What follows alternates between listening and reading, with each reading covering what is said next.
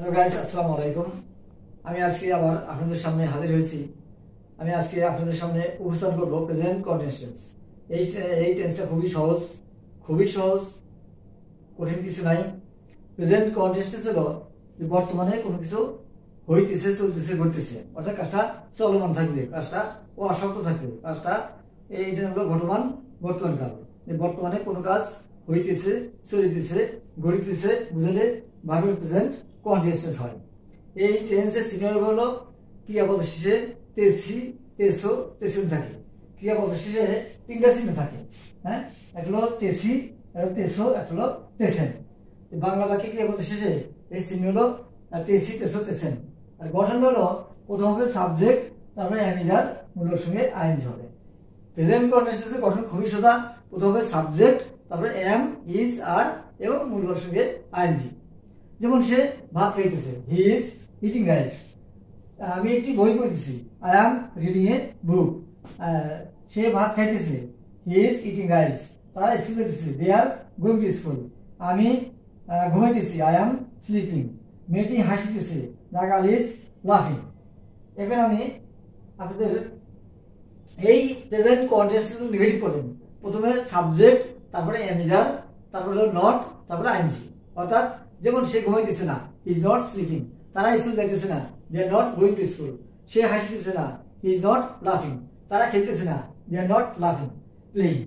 আমরা বলবো present continuous আমরা নেগেটিভ করি, তাহলে সাবজেক্ট পরে অ্যামিজার দিব, তারপরে নট দেব, তারপরে আইএনজি করবো, মূল ভার্বের সঙ্গে আইএনজি। আর যদি পছন্দ করি তাহলে অ্যামিজারকে সাবজেক্টের আগে দিব এবং সাবজেক্ট পরে মূলের সঙ্গে আইএনজি। এই টেন্সটা খুবই সোজা, খুবই সহজ। এই এর এক নম্বর শর্ত হলো এই কাজটা, এই টেন্সের কাজটা চলমান থাকবে, কাজটা অসমাপ্ত থাকবে, কাজটা চলিত থাকবে। তা আমরা কিভাবে সঙ্গে বলবো যে বর্তমানে কোনো কাজ হইতেছে, চলিতেছে, ঘটিতেছে বুঝে ভার্বের কন্টিনিউয়াস টেন্স হয়। তিন নম্বর হয় ক্রিয়াপদ শেষে তেসি, তেসো, তেসেন প্রভৃতি চিহ্ন থাকে। গঠন প্রথমে সাবজেক্ট, তারপরে অ্যামিজার, মূলের সঙ্গে আইএনজি হয়। আর যদি এই টেন্সকে আমরা নেগেটিভ করি তাহলে সাবজেক্টের পরে অ্যামিজার হবে, তারপর নট হবে, তারপর মূলের সঙ্গে আইএনজি। আর যদি পছন্দ করি তাহলে সাবজেক্টের পূর্বে অ্যামিজার এবং মূলের সঙ্গে আইএনজি করতে হবে।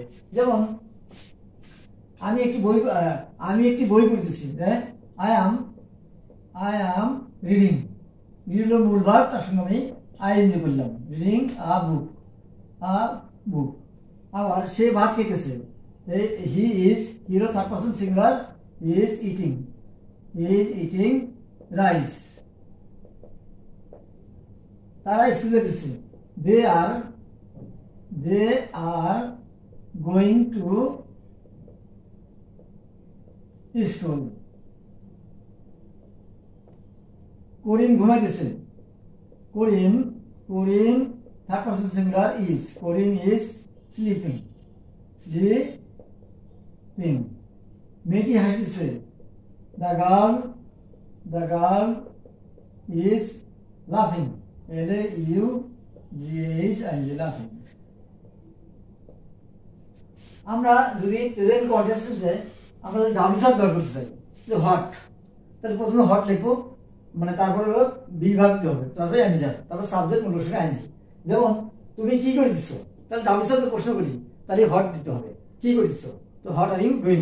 তুমি কি খাইতেছো, হোয়াট আর ইউ ইটিং। সে কি করে দিচ্ছে, হোয়াট ইজ হি ডুইং। আবার সে কোথায় যাচ্ছে, হোয়াট ইজ হি গোয়িং। তুমি কখন যাচ্ছ, হোয়েন আর ইউ গোয়িং। আমরা বলবো যে তুমি কিভাবে কাজটি করে দিচ্ছ, how are you doing the work. আমরা প্রেজেন্ট কন্টিনিউয়াস আমরা যদি ডাব্লিউ সাব ব্যবহার করি, প্রথমে ডাব্লিউ শট, তারপরে অক্সিলারি ভার্ব, তারপর সাবজেক্ট, তারপরে মূলের সঙ্গে আইএনজি। অর্থাৎ প্রেজেন্ট কন্টিনিউয়াস আমরা ডাব্লিউ শট ব্যবহার করতে পারি, প্রথমে ডাব্লিউ শট, তারপর অ্যামিজার, তারপর সাবজেক্ট, তারপর মূলের সঙ্গে আইএনজি। এইভাবে আমরা প্রেজেন্ট কন্টিনিউয়াস আমরা ব্যবহার করতে পারি এবং বাক্যে প্রয়োগ করতে পারি। কন্টিনিউয়াস অত্যন্ত সোজা। প্রেজেন্ট কন্টিনিউয়াস এরা এই এক নম্বর শর্ত হলো এই কাজটা চলমান থাকে, এটা ঘটতে থাকে, কাজটা অসমাপ্ত থাকে, আর ক্রিয়াপদের শেষে তিনটা চিহ্ন থাকে। এখানে এটা হলো তেসি, তেসো, তেসেন। এই তিনটা চিহ্ন থাকলে বুঝতে পারবেন যেটা প্রেজেন্ট কন্টিনিউয়াস। গঠনটা কি আমি আবার বলছি, প্রথমে সাবজেক্ট, তারপরে অ্যামিজার, মূলের সঙ্গে আইএনজি। থার্ড পারসন সিঙ্গুলার সাথে ইজ, এর সঙ্গে আর দে পুনরালোপ আর হবে, অর্থাৎ থার্ড পারসন সিঙ্গুলার সাথে ইজ হবে, আর অন্যান্য কর্তার সঙ্গে ফার্স্ট পার্সন যদি আই হয় তাহলে এম হবে, উই হলে আর হবে, দে হলে আর হবে। হ্যাঁ, তাহলে থার্ড পার্সন সিঙ্গুলারে ইজ হবে, আর অন্যান্য কথার সঙ্গে এম হইতে পারে, আরও হইতে পারে। এইভাবে প্রেজেন্ট কন্টিনিউয়াস খুবই গুরুত্বপূর্ণ। এটা খুব সহজ, এটা খুব কঠিন না। এটা আপনারা যদি এইভাবে প্র্যাকটিস করেন আর প্রেজেন্ট কন্টিনিউয়াস নেগেটিভ করেন, তার সাবজেক্ট পরে am is are, am is পরে নট দিবেন, তার মূল আইএনজি। যেমন সে খাইতেছে না, হি ইজ নট ইটিং, তারা ঢাকা যাচ্ছে না, they are not going to Dhaka. আমরা খেলতেছি না, উই আর নট প্লেইং। আর যদি প্রশ্ন করেন তাহলে সাবজেক্ট আগে এম ইজ আর হবে, তারপরে সাবজেক্ট পরে মূল সঙ্গে আইএনজি। তুমি কি ভাত খেতেছো? Are you eating rice. তারা কি ঢাকা দিতেছে? Are they going to school, are they going to Dhaka. তুমি কি ইংরেজি পড়তেছো? Are you reading English. এইভাবে আমরা প্রেজেন্ট কন্টিনিউয়াসকে আমরা প্রশ্ন করতে পারি, নেগেটিভ করতে পারি। হ্যাঁ, তো আমি প্রেজেন্ট কন্টিনিউয়াস এতটুকুই। এরপরে আমি বলবো প্রেজেন্ট পারফেক্ট টেন্স। এর আগের দিন হয়েছিল প্রেজেন্ট ইউনিট টেন্স। আমরা টেন্সগুলো ধারাবাহিকভাবে পড়বেন, দেখবেন। তো ইনশাআল্লাহ যদি নিজে ভালো করে দেখেন তাহলে এই টেন্স খুবই সহজ, খুবই সহজ। এই টেন্সের মধ্যে জটিল কোনো কিছু নাই, খুবই সহজ। আজকের মতো আমি এখানে বিদায়। থ্যাংক ইউ বলো।